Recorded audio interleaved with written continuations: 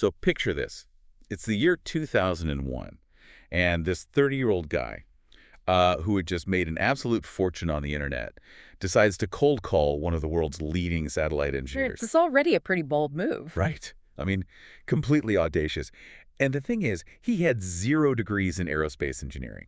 Like, none. Not a single one. He had never built a piece of physical hardware in his entire life.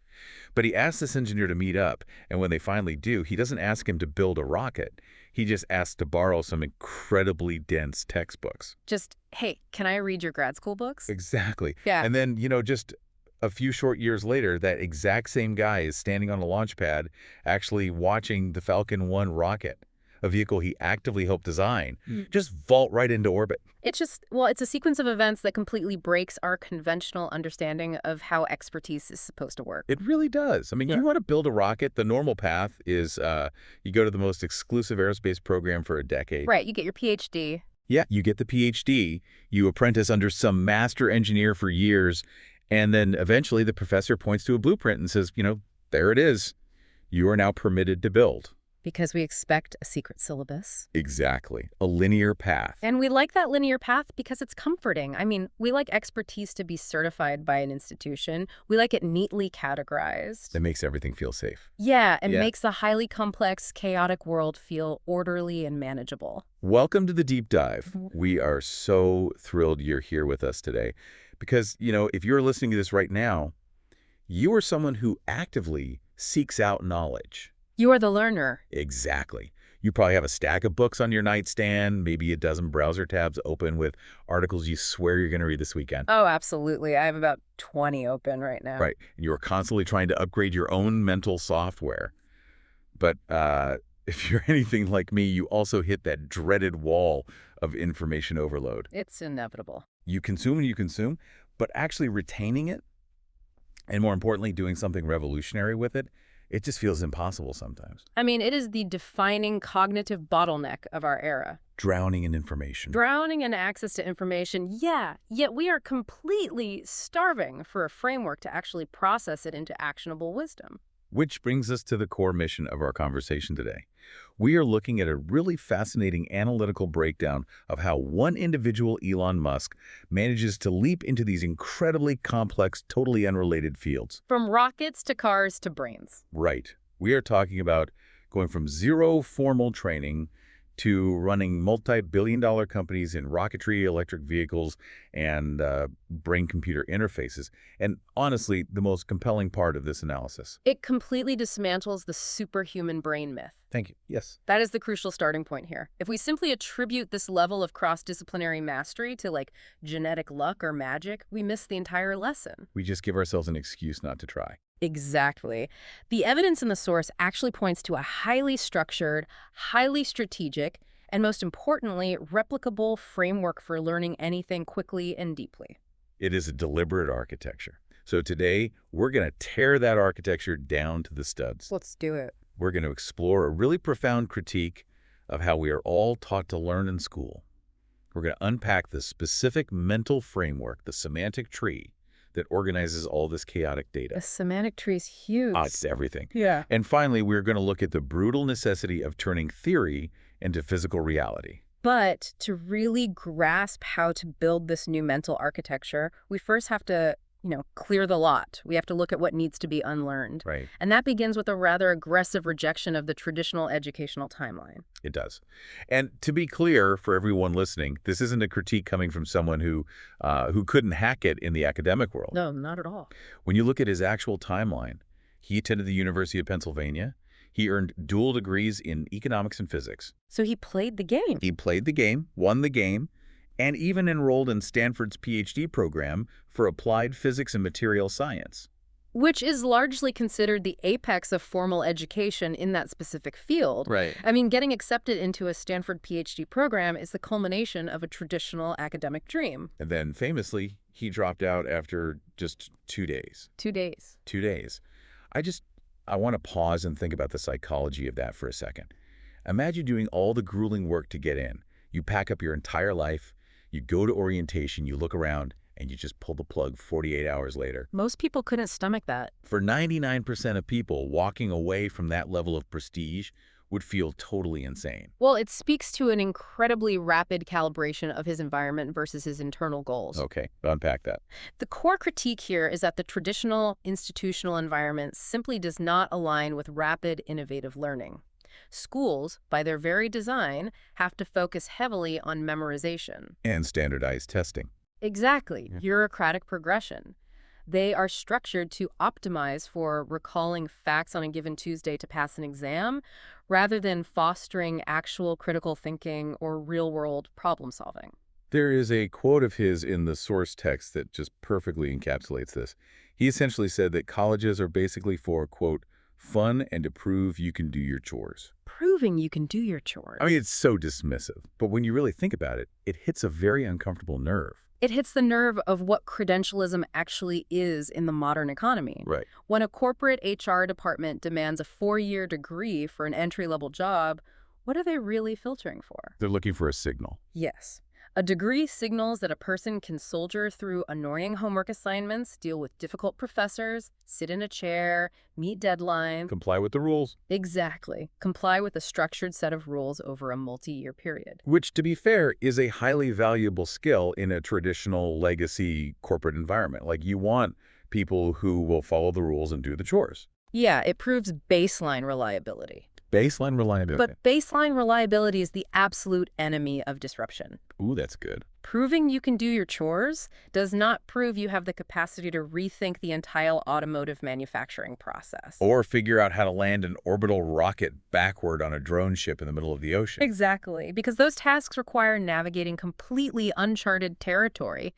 College is entirely about navigating territory that has already been mapped by the professor. So how does this philosophy actually materialize in the real world?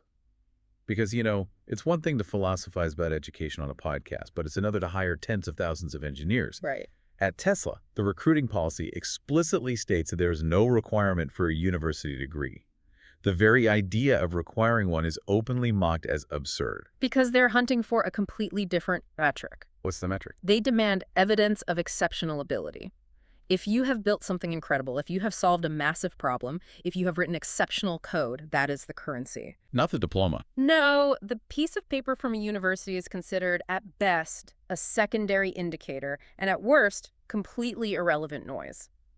And there is a long historical precedent for this that we often forget, I think, because we are so conditioned by the current system. Oh, definitely. The analysis points to this legendary roster of dropouts.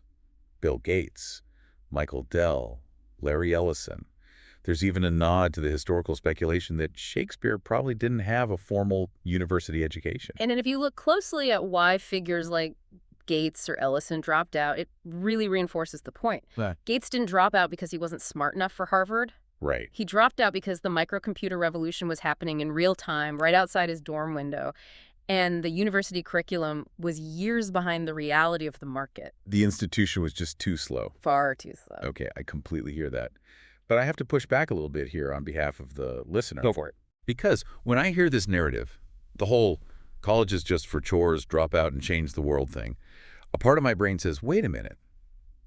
Is he implying that discipline doesn't matter? Oh. Because if you just tell people they don't need a degree, the danger is they just float around, play video games, and expect to spontaneously become a genius. I think about traditional school kind of like an assembly line. An assembly line, that's an interesting framework. Walk me through it. Okay, so an assembly line is designed for quality control. Yeah. Right? You put a raw material like a freshman in on one side. They pass through the stations. Right. The sophomore station adds some history. The junior station bolts on some math. The senior station attaches a major. And they come out the other side as a generally reliable, functioning professional. A sedan. A sedan, okay. It's safe. It gets you to work. It does the job. Now, an assembly line does not build experimental, hyper-advanced race cars. True. It builds for the mean, Right. not the extreme. Right. But here is the massive catch. If you voluntarily step off that assembly line, like dropping out of Stanford in 2 days, you do not magically turn into a race car. No, you don't. You actually have to generate your own extreme, punishing internal discipline to succeed. The assembly line is easy because the conveyor belt is moving for you. The syllabus tells you what to read. Exactly. The test tells you what to know. When you step off the belt, you have to build your own engine from scratch. That is exactly the distinction we need to make here. The rejection of formal education we are talking about is not a rejection of rigor. Right. It is a rejection of outsourced rigor. Outsourced rigor. I like that. When someone says college is just proving you can do your chores, they aren't saying you shouldn't work incredibly hard. They are saying the work dictated by the institution is often arbitrary and inefficient. By stepping off your proverbial assembly line, you have to take complete, terrifying ownership of your own curriculum. The discipline required to direct your own learning, to force yourself to understand quantum mechanics without a professor threatening you with a failing grade. It's way harder. It's exponentially higher than the discipline required to just follow a syllabus. Yes. Outsourced rigor versus self-generated rigor. Mm. So if you are listening to this and you are thinking about skipping that certification course or dropping out, the trade-off is immense. You now have to be your own most brutal professor. You do? You have to set standards for yourself that are impossibly high because the conveyor belt is no longer going to carry you forward. Which pivots us to the most vital question. If you reject the university, if you refuse the professor's syllabus, where is the raw data coming from? Right. How are you getting the part for the race car? Exactly. How are you ingesting the information required to build it? This brings us to the input engine. And honestly, the sheer volume of raw data this guy was consuming is staggering. There are accounts in the source text describing his childhood in South Africa as essentially being raised by books. We are talking about a reading habit that consumed up to 10 hours a day. 10 hours a day. 10 hours. It is an obsessive level of consumption. And the specific nature of what he read is just as important as the volume. For instance, finishing the entire Encyclopedia Britannica by the age of 9. Which is wild to me. When I was 9, I was definitely just playing video games and maybe reading comic books. But I want to pause on the encyclopedia specifically. Sure. Because treating an encyclopedia like a novel isn't just about reading a lot of pages. No, it fundamentally alters how your brain processes information. Think about the structure of encyclopedia. It's alphabetical. Right. It is alphabetical, disparate, disconnected data ingestion. Yeah, you read about aardvarks, Yeah. and then the next page is about the abacus, and then aerodynamics, and then the history of Afghanistan. Completely unrelated. The text itself provides absolutely no narrative bridge between those topics. Precisely. In a normal book, the author does the work of connecting the ideas for you. In an encyclopedia, the data points are isolated. Oh, I see where you're going. So if a 9-year-old is absorbing this massive volume of disconnected facts, his brain is forced to actively develop its own internal architecture to make sense of it all. He had to invent a framework to connect topics because the book wasn't doing it for him. Exactly. This early exposure to raw, unconnected data likely laid the foundational wiring for how he learns as an adult. That is fascinating. It's like cognitive resistance training. And that habit didn't stop in childhood. His brother, Kimball, has noted that as Elon got older, he was reading 2 books a day. 2 books a day. Spanning everything from science fiction to complex historical biographies. And it is the approach to those biographies that is particularly revealing. Specifically, the biographies written by Walter Isaacson on figures like Benjamin Franklin and Albert Einstein. Right, because he doesn't read these as just entertaining stories about smart guys in the past. He treats them as operational manuals. Operational manuals, exactly. Most people read a biography to learn what happened. He is reading them to extract the algorithm of how and why it happened. Give me an example. Well, when he reads about Benjamin Franklin, he isn't just learning about a kite and a key. He is extracting Franklin's specific strategies for diplomacy, his pragmatic approach to invention, his methods for persuading highly polarized groups of people. Right. And when he reads about Einstein, he is dissecting Einstein's use of the thought experiment, the Gedanken experiment, to visualize abstract physics before doing the math. Wow. He is mining these texts for mental software he can install in his own brain. He's literally reverse engineering their genius. And this aggressive, incredibly broad reading, the habit reading physics, biographies, science fiction, economics, is framed as the absolute key to his success because he violently refuses to silo himself into one specific discipline. No silos. He doesn't just read about batteries. He doesn't just read about rockets. This is the concept of cross-pollination.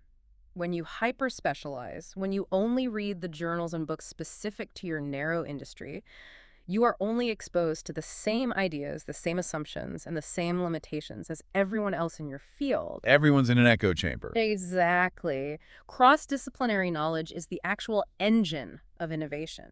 Okay, let's unpack how that actually works in practice. Yeah. How does knowing about one completely different field allow you to disrupt another?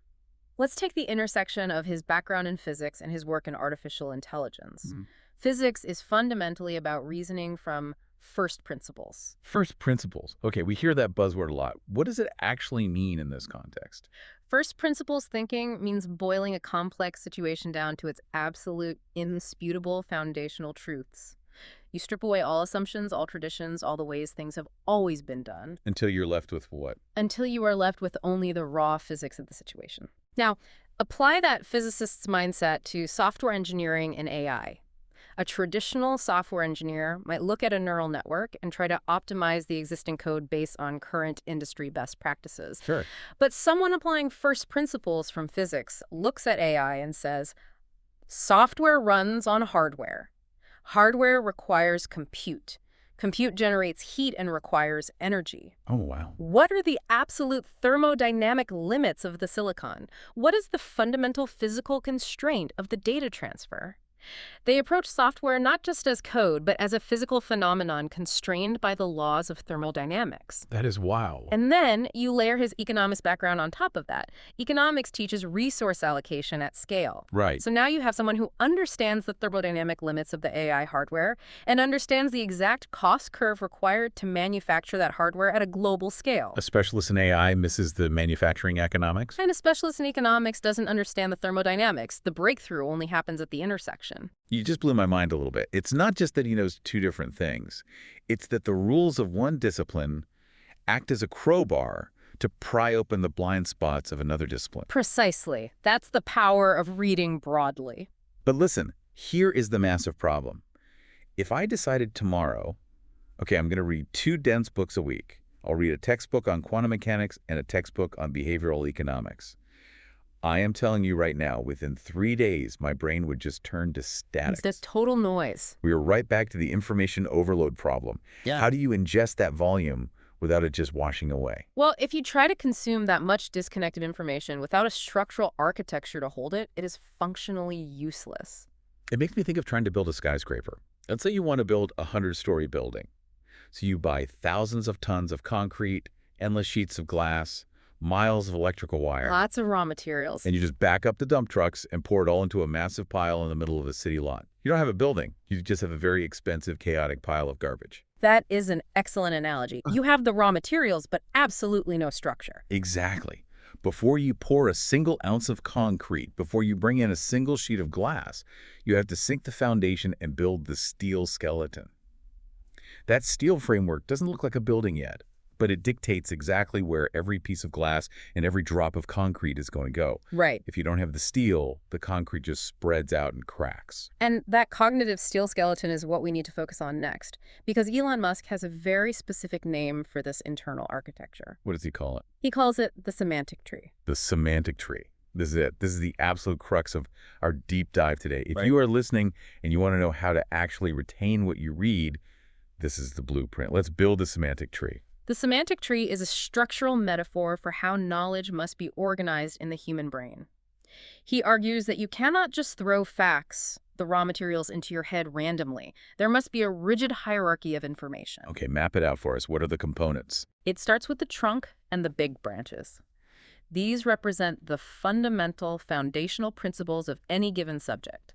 These are the unbreakable rules, the core logic, the absolute bedrock that the entire discipline rests upon. So the trunk is the heavy, immovable stuff. Exactly. And then, at the very edges of the branches, you have the leaves. The leaves? The leaves represent the finer details, the nuances, the highly specific data points, the industry jargon, the latest trends. The leaves are the specialized trivia. And the fatal flaw, the reason why most of us experience that information overload and forget everything we read, is that we dive straight into the leaves. Yes. We try to memorize random facts, complex designs, or specific vocabulary without ever having a trunk to attach them to. We're pouring the concrete without the steel skeleton. Exactly. And what happens? A gust of wind comes along, or a week goes by, and leaves just blow away. They have absolutely nothing to hang on to. I want to make this super concrete for the listener. Yeah. Let's actually build a semantic tree right now, live on the mic, for a topic most people deal with, basic personal finance. Let's do it. Okay, so if I decide I want to get my money right, the typical reaction is to jump on the internet and start reading articles. What are the top 10 tech stocks to buy right now? What is the APY on this specific, obscure credit union savings account? Should I buy this cryptocurrency? You are grabbing for leaves. Exactly. I'm grabbing handfuls of leaves. And because I don't have a trunk, I buy a random stock. Because a guy on YouTube said so, the stock drops, I panic, I sell, and I lose my money. Right. Because I don't understand the underlying structure. Right. So what is the trunk of personal finance? The trunk would be the absolute immutable laws of wealth creation. Principle number 1, spend less than you earn. Makes sense. Principle number 2, the time value of money, $1 today, is worth more than $1 tomorrow due to inflation. Principle number 3, compound interest. Those are the physics. Those are the fundamental physics of finance. If you violate those, nothing else matters. Right. And then what are the big branches? The branches are the major categories that stem from those principles. Asset classes, equities versus bonds versus real estate, the concept of risk tolerance, the mathematics of taxation. Okay, so I have my trunk, spend less than you earn, compound interest. I have my branches, equities, risk, taxes. Now, and only now, can I look at the leaves. Now you can look at the stocks. Right. Now, when someone says, hey, what about this specific S&P 500 index fund? I don't just see a random ticker symbol. My brain instantly attaches that leaf to the equities branch, which is supported by the compound interest trunk. The leaf actually makes sense. And more importantly, having a strong trunk allows you to spot when a leaf is toxic. Oh, that's interesting. Yeah, if someone comes to you with a guaranteed crypto investment that yields 20% a month with zero risk, you don't need to understand the complex blockchain code the leaves to know it's a scam. Because you check the trunk. You trace it back to your trunk. The trunk says risk and reward are inextricably linked. The leaf violates the trunk. You discard the leaf immediately. That is incredibly powerful. You use the trunk to prune away the garbage. Exactly. And this isn't just theoretical. The analysis we are looking at provides a stunning example of how Musk applied this exact method to something infinitely more complex than personal finance. Rocket science. Let's get into the SpaceX origin story. Because when he decided he needed to learn about rockets, he didn't start by looking at blueprints of engines or studying the latest aerodynamic fin designs. No, he didn't start with the leaves. He started at the absolute foundational trunk. He started with basic physics. He studied how objects move in a vacuum. He studied the raw chemical science of combustion. He immersed himself in materials engineering, understanding on a molecular level what happens to different metals when they are subjected to the extreme heat of atmospheric reentry versus the extreme cold of deep space. The bedrock rules. These are the foundational laws of reality that govern whether a rocket achieves orbit or explodes on the pad. It makes me think of trying to put together a 1,000-piece jigsaw puzzle. If you just dump the box out on the table and start grabbing randomly for pieces with cool colors on them, the leaves, you were just staring at a pile of chaotic middle pieces. You try to force them together, they don't fit, and you get frustrated and quit. That's a perfect visual for how most people try to learn a new skill. Building the semantic tree is like finding the 4 corner pieces first. That's your absolute foundation. Then you meticulously build the edge frame. Then you look at the picture on the box to understand the overarching image. That edge frame is your trunk. Right. Once you have that structure, then every single random middle piece you pick up actually has context. You look at it and say, oh, this is a piece of blue sky. It goes in the upper right quadrant. You know exactly where it belongs. And if we look at the cognitive psychology of why this works so effectively, it comes down to how human memory functions. Our brains are not like computer hard drives. No. You cannot just drop an isolated PDF file into a folder in your brain and expect to retrieve it later. Human memories is associative. It relies on a network of connections. Meaning, we only remember things by relating them to things we already know. Exactly. We build logical hooks. By establishing the trunk first, you are building a massive, sturdy structure of hooks. When you subsequently encounter a highly complex, nuanced piece of information, a leaf, your brain doesn't have to panic. It has a place for it. It instantly scans the tree, finds the logical hook, and hangs the information there. It organizes the chaos. So if he is reading a hyper-specific, dense academic paper on a new titanium aluminum alloy, his brain doesn't just treat it as random trivia to be memorized for a test. No, not at all. It immediately snaps it onto the materials engineering branch, which connects to the heat resistance branch, which connects to the basic physics of atmospheric friction trunk. Yes. And I want to pause here because we really need to be very clear about this. Building the tree is difficult. Right.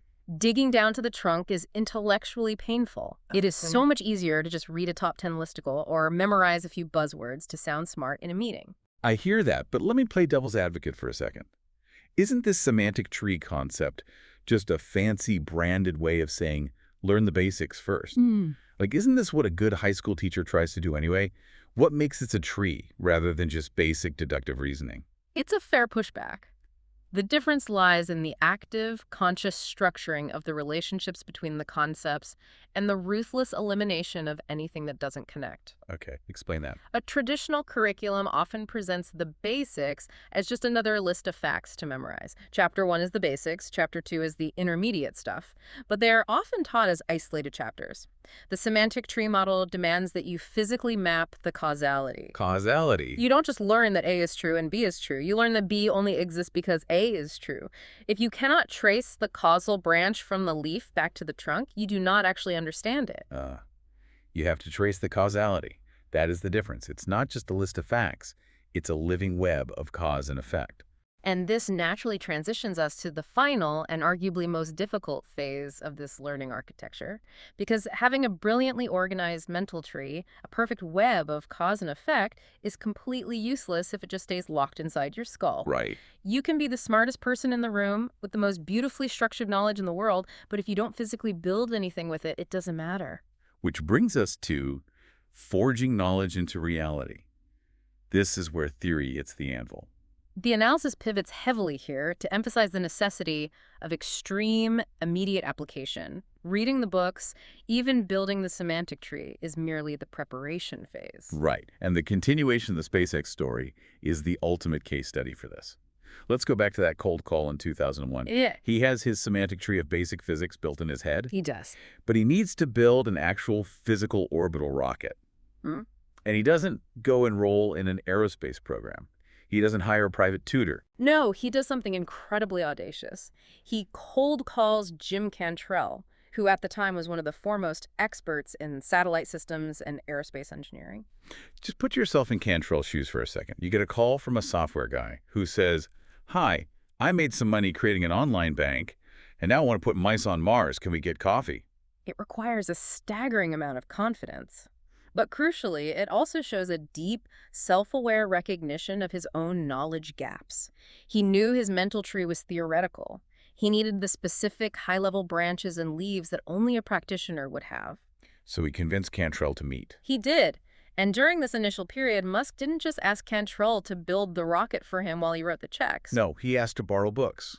Highly specific, agonizingly dense textbooks. The analysis names two specifically: rocket propulsion elements and fundamentals of astrodynamics. Yes. I want to dig into this because these are not light airplane reading. These are the brutal texts that aerospace grad students spend years crying over. Let's take fundamentals of astrodynamics as an example. This isn't a book about how rockets look. It's about the unforgiving math of getting mass into orbit. One of the foundational trunk concepts in a book like that is the Tsiolkovsky rocket equation. The rocket equation. What does that actually dictate? In extremely simple terms, it dictates the tyrant of mass ratio. It explains that to move a certain amount of mass into space, you need a certain amount of fuel. But fuel itself has mass. Oh, man. So you need more fuel to lift the fuel that is lifting the payload? Exactly. Right, it's a vicious cycle. The heavier the rocket, the harder it is to move, requiring more fuel, making it heavier. Exactly. It means that the vast, vast majority of a rocket's weight on the launch pad has to be propellant. Only a tiny fraction of a percent can be the actual payload. If you deeply understand that trunk principle, then every subsequent engineering decision is clear. Give me an example of a decision. Well, if an engineer suggests making a valve out of steel because it's cheaper, but it weighs 2 pounds more than a titanium valve, you instantly know that those 2 pounds of steel will require exponential pounds of extra fuel to lift. Which ruins the mass ratio. Which means the rocket doesn't reach orbit. Wow. So you apply the tree to the physical valve. Yes. According to Cantrell's own observations, Musk didn't just skim these dense textbooks, he devoured them. Cantrell later stated that Musk seemingly memorized the texts, holding highly technical conversations about astrodynamics as if he had been working in the industry for decades. But it wasn't rote memorization, was it? It was the semantic tree in action. Because he already had the trunk of physics built. When he read the rocket equation in Cantrell's book, It instantly had a logical hook to hang on. It wasn't floating in space. He wasn't memorizing an isolated formula. He was integrating it into a causal structure he already deeply understood. And then comes the critical step, immediate application. He didn't use this newly acquired knowledge to write an academic paper or give a TED Talk. He used it to directly, actively design the Falcon 1, the first rocket SpaceX ever built. He took the math from the textbook and forced it into physical hardware. And he didn't just do this once. It is a repeatable algorithm. He applied the exact same self-taught methodology when diving into artificial intelligence, which led to the founding of Neuralink and the development of Tesla's autonomous driving systems. This highlights a core philosophy that is vital for the listener to understand. Knowledge is only useful if you put it into action, but the analysis points to a deeper, almost psychological layer here. It introduces the concept of the struggle. The struggle, I love that phrasing. Yeah, the belief is that you only truly understand a complex problem when you actively struggle with it in the real world. It perfectly captures the friction between theory and reality. It's the difference between watching a pristine 4K YouTube tutorial on how to change a car's alternator and actually being in your driveway, scraping your knuckles, realizing the bolt is rusted shut, and the tutorial completely skipped over that part. Precisely. Reading the textbook is watching the video tutorial. It's clean. The variables are controlled. Designing the Falcon 1 is standing in the driveway with scraped knuckles and a rusted bolt. The real world is messy. When you force yourself to apply the knowledge physically, you discover all the friction points. You discover all the messy exceptions to the clean rules. You discover the realities that the textbook authors glossed over because it made the math look ugly. I can relate to this on a much smaller scale. A few years ago, I decided I was going to learn Python to build a simple web scraping script. I read a book. I understood the syntax. I felt like a genius. Oh, I know where this is going. Then I sat down at my computer to actually write the code, and nothing worked. My environment variables weren't set up. The software dependencies were conflicting. My IDE crashed. The textbook never mentioned the absolute nightmare of setting up a local development environment. The struggle was the friction. And did you ever forget how to set up environment variables after you finally figured it out? Absolutely not. It is burned into my brain permanently. Because the struggle cements the knowledge. It converts theoretical, abstract understanding into visceral physical competence. The semantic tree becomes rooted in reality. So if this intense applied struggle is the crucible for real learning, how does he scale that? Because he runs companies with tens of thousands of employees. He can't be the only one applying this method. He has to hire people who also know how to struggle. How do you test for that? The analysis breaks down his famous interview technique, which is engineered entirely around this concept. Remember, he explicitly does not care about the pedigree of your university degree. He doesn't ask for your GPA. So what does he ask? He asks candidates to explain the hardest problem they have ever solved. And crucially, he asks them to explain it in meticulous, excruciating, granular detail, step by step by step. It's a trap for people who haven't actually struggled. Exactly. Because if you really truly struggled with a difficult problem, you don't just remember the successful outcome. You remember the pain. You remember the late nights. You remember the dead ends. You remember the specific error codes that kept popping up at 2 in the morning. You remember exactly why the first 3 attempts failed spectacularly. You understand the foundational trunk, the structural branches, and every single specific leaf of that problem. Because you built the tree yourself. But if you were just the project manager who oversaw the people doing the work, or worse, if you are actively exaggerating your role in your resume, you only know the outcome. You only know the leaves. You don't know the trunk. The moment he starts asking follow-up questions about the underlying physics of the failure or the specific lines of code that caused the bug, you will freeze. You will be completely exposed. You cannot fake the struggle. You cannot fake the struggle. And he uses that specific interview dynamic to mercilessly weed out the people who only possess surface-level, memorized, outsourced knowledge versus the rare individuals who have a deeply rooted, reality-tested semantic tree. I want to clarify a really vital point here for you listening, because it's very easy to romanticize the self-taught genius narrative. We picture the lone wolf locking himself in a dark library with a stack of dusty books for 5 years, emerging as a master. Notice that is not what happened here. Not at all. It is highly interactive. He cold-called Jim Cantrell. He actively sought out the smartest, most experienced practitioners he could find, Being self-taught in this framework did not mean doing it in total isolation. It meant actively using experts to pressure test his newly built semantic tree. It is a dynamic, often confrontational feedback loop. He learns the foundational rules from the texts, he builds his mental model, and then he goes to the actual practitioners to argue with them about those rules. He argues with them. He says, "My physics tree tells me we can build this rocket for 1/10 of the cost. You say we can't. Show me where my tree is wrong." That interaction is where the true synthesis happens. It is a profoundly social way of learning, disguised as solitary reading.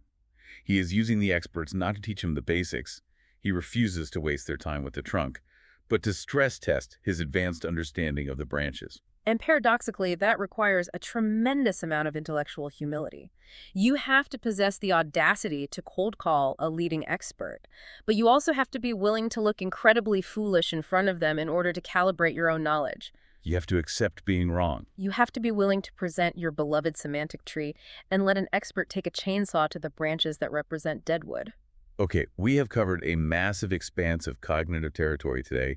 We have deconstructed the illusion of outsourced rigor in formal education. Dropping out of Stanford. Yep. We explored the sheer volume of alphabetical data ingestion and reading biographies as operational manuals. We've mapped out the cognitive architecture of the semantic tree, and we've analyzed the brutal necessity of application and the struggle. It is a comprehensive system, but understanding the system conceptually isn't enough. We have to synthesize this into a shift in mindset for the listener. So let's distill this into the immediate shifts you can make in your own life today. First, it starts with a complete change in how you approach a new subject. You have to stop grabbing for the leaves. Stop reading the top 10 lists. Exactly. If you were learning a new software program at work or trying to understand artificial intelligence or even just picking up a new hobby like photography, refuse the urge to memorize the advanced tricks first. Plant the trunk. Dig into the absolute foundational physics or logic of the field. Understand the why before you ever attempt to memorize the whats. Second, you must break out of your intellectual silo. If you only read the industry blogs and newsletters that everyone else in your office reads, you will only ever possess the exact same ideas they do. You have to read broadly. Cross-pollinate. If you work in marketing, read a textbook on evolutionary biology. If you're a software engineer, study behavioral economics. The breakthrough innovations almost always occur when the trunk of one discipline is used to graft a new branch onto another discipline. And finally, you cannot let the knowledge sit inert in your brain. Knowledge without application is just trivia. You have to force a struggle. Take the theory and bend metal with it. Start the project, write the code, initiate the difficult conversation at work. Force your pristine mental model to collide with the messy reality of the physical world. You have to get out in the driveway in the rain and scrape your knuckles on the engine. And all of this leads to a concluding realization that completely shifts the paradigm of what it means to be a learner in the modern world. Historically, the barrier to expertise was access. You couldn't learn astrodynamics because the textbooks were locked in the library at MIT, and the professors wouldn't let you in without a degree. But today, the information is out there. It is ubiquitous, and for all practical purposes, it is completely free. We literally walk around with access to the entirety of recorded human knowledge sitting in our pockets. You don't need a gatekeeper's permission to download a lecture on quantum mechanics or read the fundamentals of materials engineering. The bottleneck is no longer access to information. The bottleneck is entirely internal. It is your mindset. It is your baseline curiosity, your persistence in the face of the struggle, and your willingness to aggressively build a strategic framework, like the semantic tree, to process what is already freely available to you. Which brings us full circle, right back to where we started. That ingrained expectation of a secret syllabus. The comforting illusion of a clean, linear, institutional path to expertise where someone else does the hard work of structuring the knowledge for you. The muddy, chaotic, fiercely competitive waters of the real world do not care about your syllabus. Not even a little bit. They do not care about your credential.